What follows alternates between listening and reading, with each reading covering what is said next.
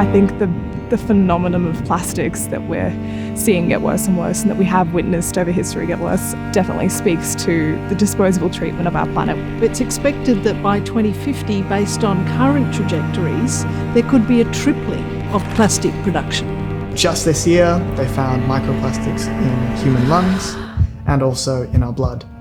It's just another big stressor on our climate that we can't afford. Single-use plastic is actually killing our planet.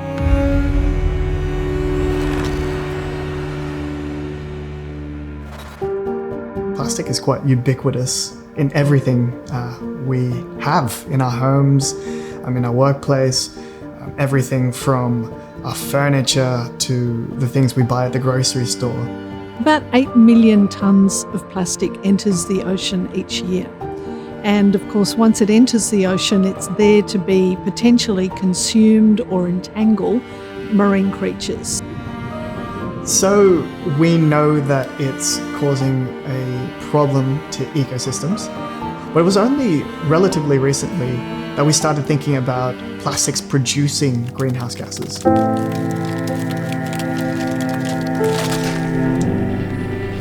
Plastics are closely linked to climate change. Every step of the way of the life cycle requires some form of energy or some release of greenhouse gases. Plastic production, because it virtually all comes from fossil fuels, creates problems at any stage. Every step of the life cycle, from extraction right through to recycling, contributes to our climate change issues. And if it ends up in the environment, that also releases greenhouse gas. No matter what you do with the plastic, it's going to still be releasing those gases because it's the nature of that plastic, that material that is made out of fossil fuels. There was a report that came out in 2019 from the Centre for International Environmental Law that estimated that global plastic production produced about as much greenhouse gas as 190 coal-fired power stations. And this is set to triple by 2050. If plastic was a country, it would actually be the 5th largest emitter on the planet. In Australia alone, over 3 million tonnes of plastic is being produced each year. So 1 kilo of plastic actually creates 6 kilos of greenhouse gases. And 95% of all that plastic, it ends up being thrown out after one single use.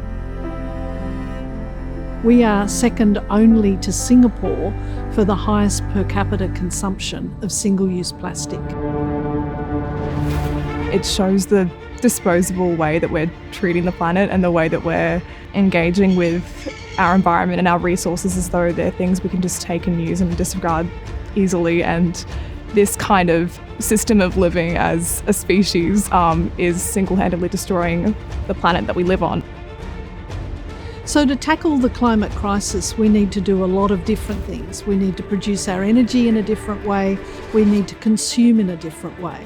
The sorts of decisions that we can make, each of us in our everyday lives, is to use less plastic. We have to start thinking about what we're buying, and we have to look at everything we buy because everything's got plastic in it.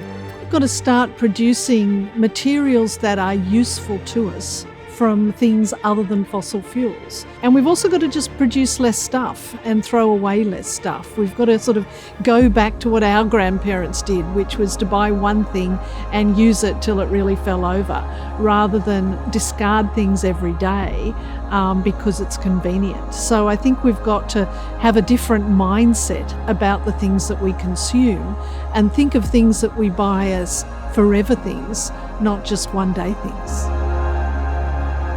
If we continue to treat the planet as disposable and its resources as something to just take and use at will and not live sustainably among it, we will see the collapse of ecosystems. And it's crucial to remember that we live not exclusive from these ecosystems, but within them and through them, and that all of our actions are having direct impacts on them, and that the consequences we'll see within the environment will have direct impacts on us.